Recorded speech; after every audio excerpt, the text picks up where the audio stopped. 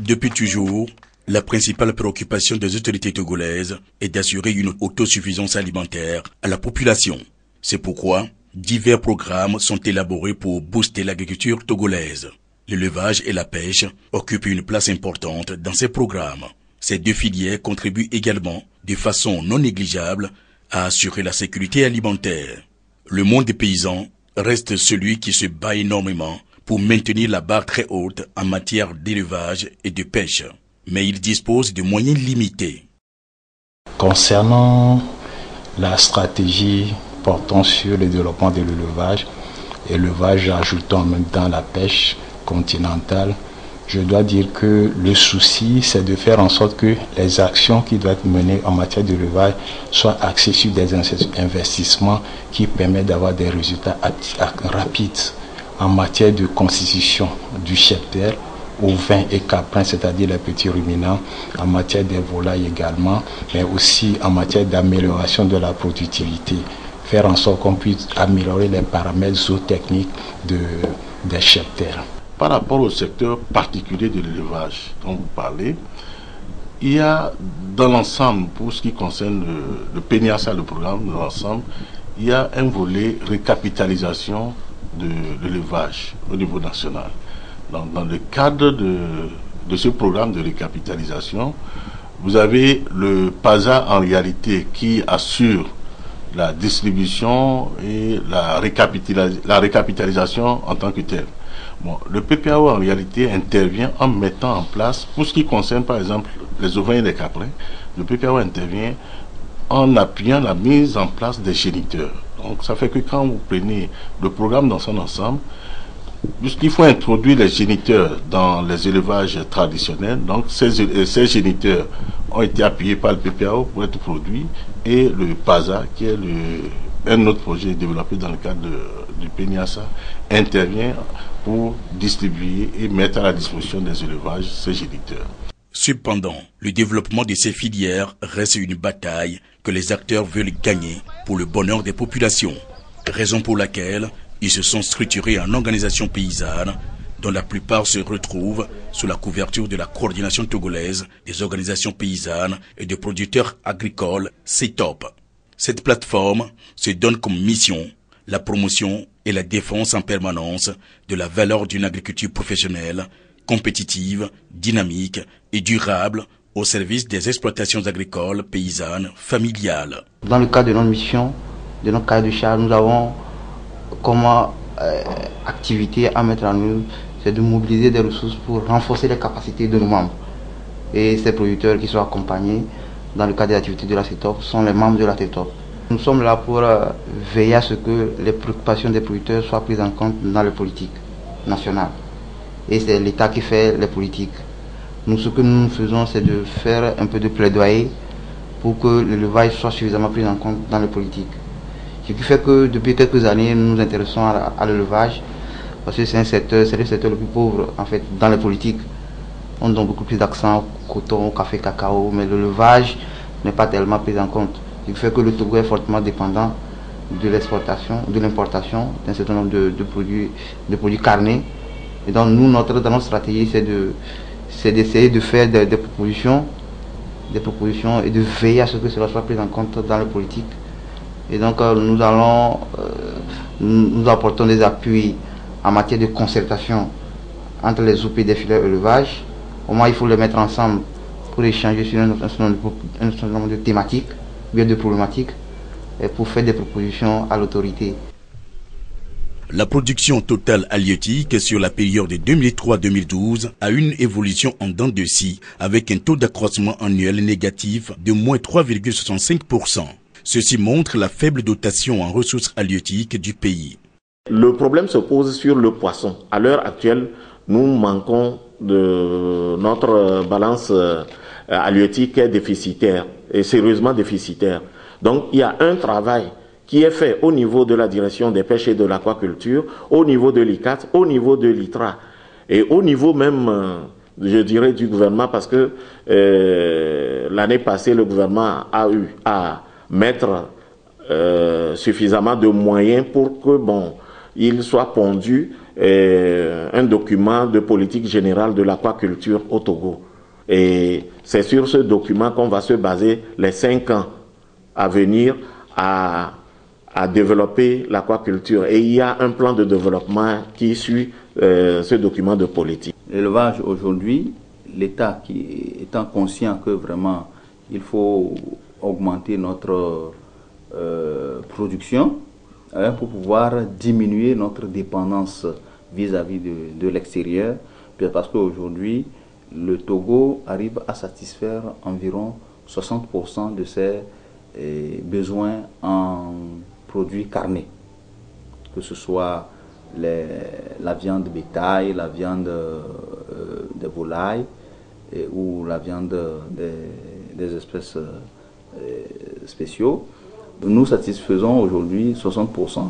L'État veut améliorer ce taux, et ceci à travers l'élevage des espèces à cycle court, notamment les petits ruminants et les volailles. C'est pour cela que un volet très important a été inscrit sur le projet d'appui au secteur agricole PASA, à travers une récapitalisation qui va être réalisée. C'est-à-dire qu'on va faire une distribution de géniteurs aux éleveurs. Les éleveurs que nous pensons vraiment capables de pouvoir valoriser ces géniteurs. La production halieutique moyenne sur la période décennale est estimée à environ 25 000 tonnes, dont plus de 80% proviennent de la pêche maritime artisanale, 0,1% de la pêche industrielle, 19,57% de la pêche continentale, système fluvial et lagunaire, et 0,23% de la pisciculture. Quant à la production totale de viande et abats, elle est en nette évolution à partir de 2005, suivant les données de la direction de l'élevage. L'évolution positive des différentes productions depuis cette année 2005 montre que le gouvernement, à travers le ministère de l'Agriculture, de l'Élevage et de la Pêche, fait des efforts pour que la couverture des besoins en viande selon les normes 12 kg par habitant par an soit atteinte. Les résultats des enquêtes et de l'étude documentaire ont montré que le taux de couverture des besoins est d'environ 42%, avec une moyenne d'environ 5 kg de viande et abats par habitant en 2012. Ceci reste en deçà de la norme préconisée par la FAO, 12 kg par habitant par an. La production halieutique sur la période 2003-2012 étant très faible, le taux de couverture de la consommation nationale en 2012 est de l'ordre de 21%, alors que les besoins augmentent au fil des années et sont d'environ 86 000 tonnes en cette année 2012, suite au goût que la population a pour la consommation des produits halieutiques. Ce qui veut bien dire que, si les efforts ne sont pas faits dans le cadre de la production, le taux de couverture risque de s'aggraver à l'avenir. L'agriculture traditionnelle joue un rôle important dans la production de viande. Nous avons de ces poulets locaux, ces poulets qui sont issus de l'élevage traditionnel, qui sont parfois même à un prix vraiment très élevé. On peut l'aborder parce que leur goût, le goût au point de vue dans la consommation est très intéressant pour le consommateur, et ce sous-secteur d'élevage fournit un important tonnage en viande. C'est ça qui joue. Tandis que l'élevage moderne au jour d'aujourd'hui, avec ces importations, ça fait que nous n'arrivons pas à pouvoir produire suffisamment pour le marché. C'est parce que l'élevage moderne et semi-moderne, les poussées que nous importons sont d'une croissance très rapide. Au bout de 49 jours, 50 jours, on a déjà un poulet de 1,3 kg, 1,4 kg. Alors que le poulet traditionnel, au bout de 8 mois, à peine à bout de 8 mois, vous avez encore à peine 1 kg de poulet. Donc ça met beaucoup de temps avant d'atteindre l'âge où il faut que la viande soit consommée. C'est ça qui fait que le résultat se fait attendre tout de suite. Mais la viande est très appréciée par le consommateur. Et puis, le poulet local est plus résistant aux maladies par rapport aux poulets qui viennent aux poulets de chair qui viennent de l'étranger. C'est pourquoi les gens s'intéressent au jour d'aujourd'hui à l'élevage traditionnel. Les effets pour mettre ces produits à la disposition des populations sont généralement l'œuvre des organisations paysannes qui luttent pour satisfaire les demandes. Ces organisations sont notamment l'Association nationale des professions avicoles du Togo, ANPAT, la Fédération nationale des professionnels des filières bétail et viande du Togo, FENAP-VIPTO, l'amélioration et développement de production agro-pastorale, ADEPAP, et l'Union des coopératives de pêche maritime, UNICOPEMA. Les organisations sont nos interlocuteurs directs. Parce que nous ne pouvons pas individuellement appuyer tout le monde. Donc, quand il s'agit de rencontrer une fêtière, et cela nous est mieux pour atteindre beaucoup plus de gens. C'est en sorte, il y a des têtes qui sont dans l'élevage, par exemple, qui se sont réunis et ils ont un bureau. Il y a au niveau de la pêche, au niveau de l'aquaculture, une organisation paysanne des aquaculteurs. Ce qui fait que pour les toucher, il nous est plus facile de les toucher et de travailler avec eux. Donc, pour parler des organisations paysannes, des associations de pisciculteurs, d'éleveurs ou de producteurs de production végétale, ils nous sont indispensables. La Fédération nationale des professionnels de la filière bétail viande est créée en 2004 par la volonté des acteurs. Je crois que c'est les acteurs qui ont souhaité quand même être ensemble pour que de la production à la commercialisation et de la commercialisation à la transformation, qu'on soit ensemble dans un seul réseau pour qu'on puisse non seulement échanger entre nous, régler les problèmes liés à notre filière, mais aussi faire de sorte qu'on puisse quand même défendre nos droits. C'est l'appui technique de l'ICAT et de la CETOP qui nous parvient. Techniquement, il nous aide à faire des formations, à suivre des formations, à aller voir comment ça se passe ailleurs. Par exemple, des gens ont été en Banjul, d'autres au Niger, au Sénégal, pour voir comment la pêche se pratique dans ces différents pays. Pour combler le déficit en produits halieutiques et animaux, l'État togolais dépense d'importantes devises. Ainsi, en 2010, les importations de viande et abats a-t-elle entraîné plus de 4 milliards de francs CFA de dépenses et les importations de lait et autres produits dérivés de 4,6 milliards de francs CFA, selon la direction de la statistique agricole. Quant aux importations de poissons, elles ont coûté à l'économie togolaise 11 milliards de francs CFA à 2010. Le commerce de poissons a toujours été notre vie. C'est une activité héritée de nos parents. Nous arrivons aujourd'hui à subvenir aux besoins de nos enfants grâce à ce commerce. Nous nous déplaçons même dans les grandes villes du pays avec nos marchandises. Vous voyez cette bassine? Elle peut coûter 5 000 ou 6 000 francs CFA. Quand la pêche est bonne, le prix de la bassine diminue. Mais lorsque c'est le contraire, le prix monte. Vous allez constater que le poisson devient cher sur le marché ces derniers jours. C'est parce que les pêcheurs ne ramènent presque rien. On prend la bassine à 6 000 francs CFA et après le fumage, la marchandise perd du poids. Nous devons nous arranger pour que nous puissions aussi gagner quelque chose. C'est la raison de la cherté des poissons aujourd'hui. Notre première difficulté reste l'endroit idéal pour faire fumer les poissons, parce que c'est une activité qui fait dégager beaucoup de fumée. On ne peut pas le faire dans sa propre maison, puisque les voisins seront dérangés par la fumée. Il faut donc le faire dans un endroit un peu éloigné des habitations. C'est ce qui nous amène à nous faire installer les foyers à la plage. Mais là aussi, les autorités nous renvoient. Notre activité nécessite beaucoup d'investissement. Nous avons besoin de matériel qui nous servent à préparer les poissons lors du fumage. Nous demandons à l'État de nous aider.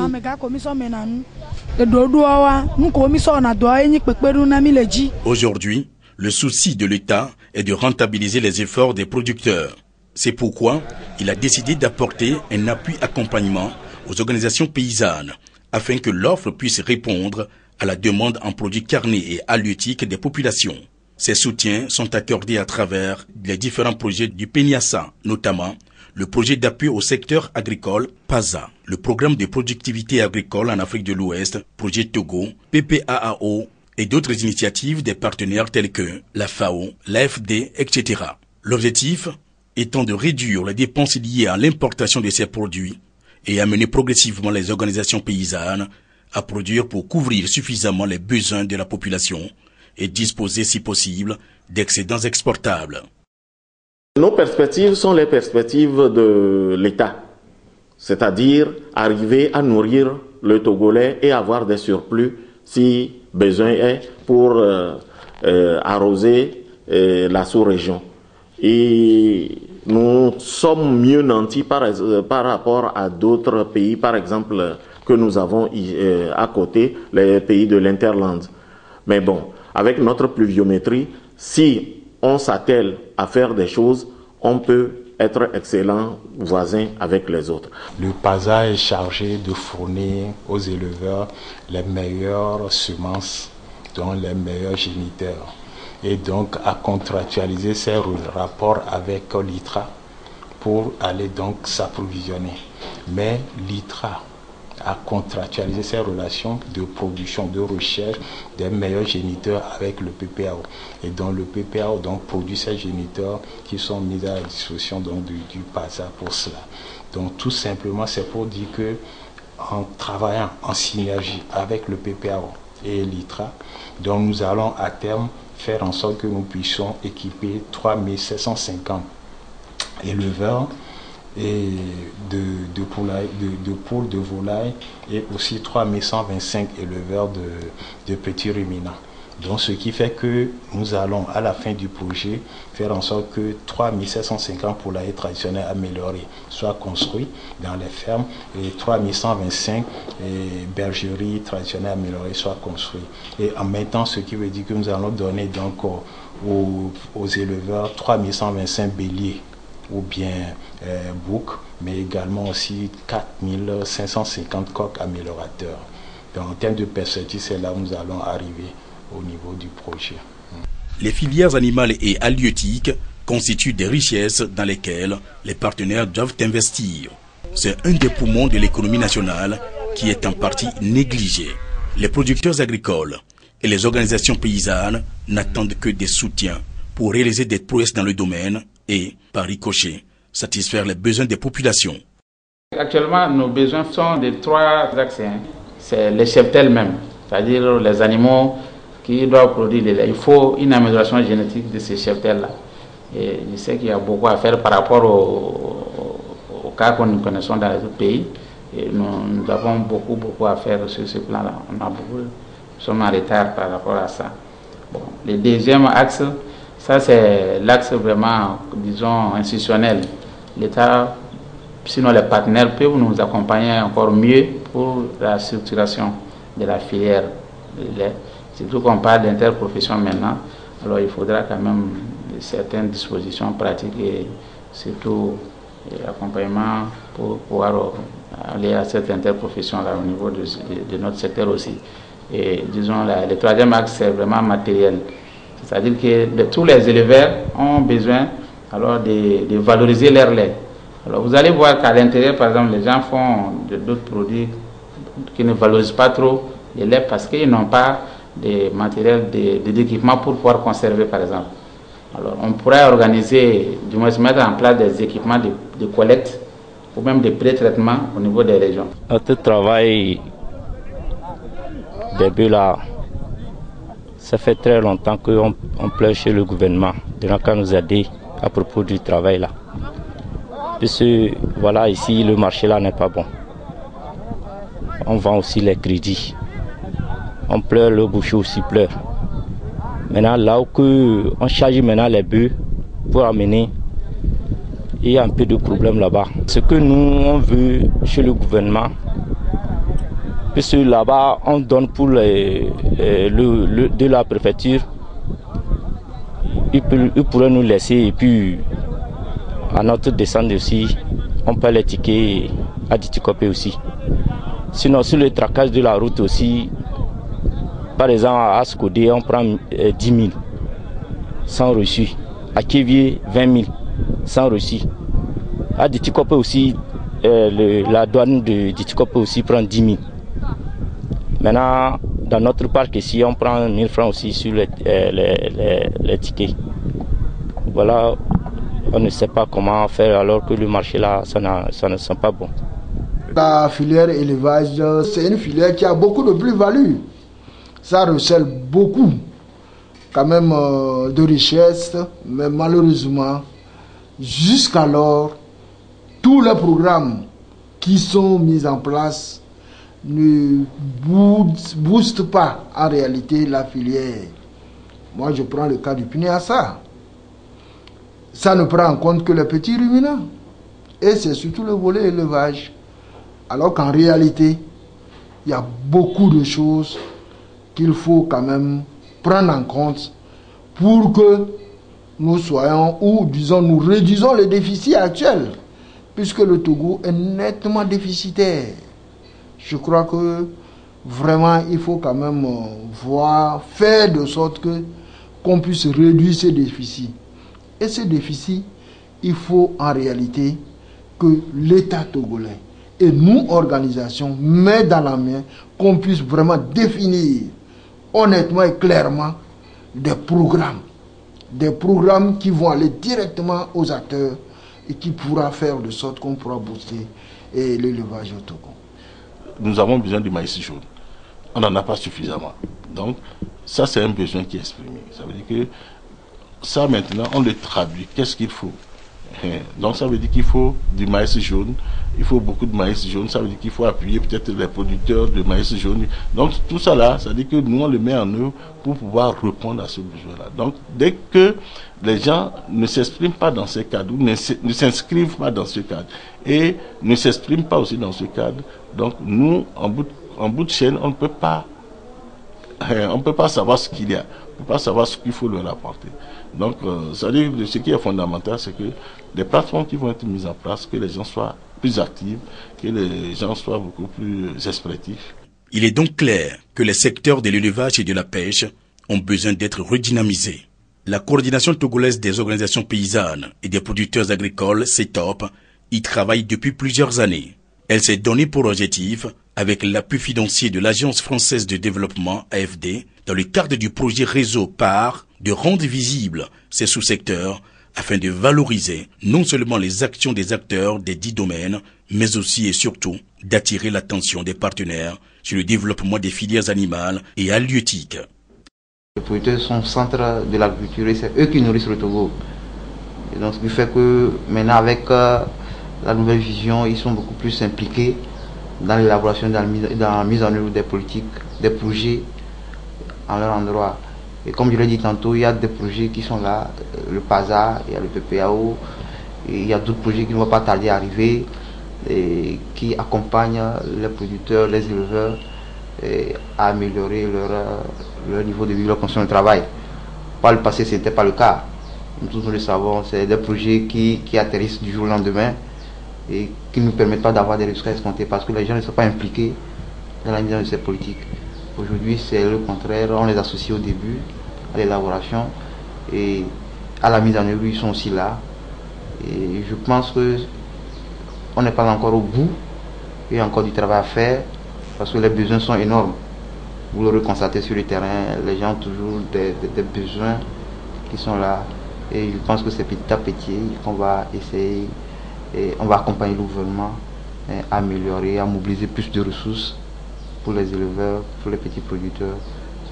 Donc en bref, je vais dire que on n'est pas encore au bout, mais il y a quand même des efforts qui se font pour accompagner les producteurs. On ne peut qu'encourager l'État à aller dans ce sens et à aussi faire un appel aux partenaires de ne pas nous oublier. Les producteurs sont là, ils ont des préoccupations et le secteur de l'élevage, de la pêche, c'est un secteur important parce qu'aujourd'hui, dans le panier de la ménagère, on ne peut pas que manger de la céréale.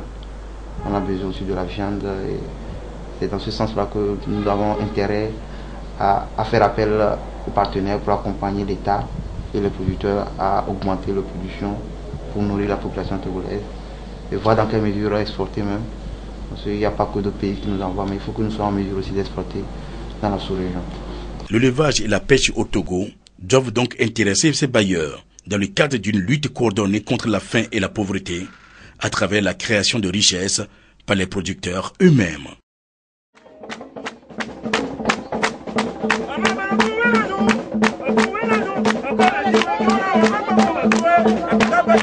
Oh,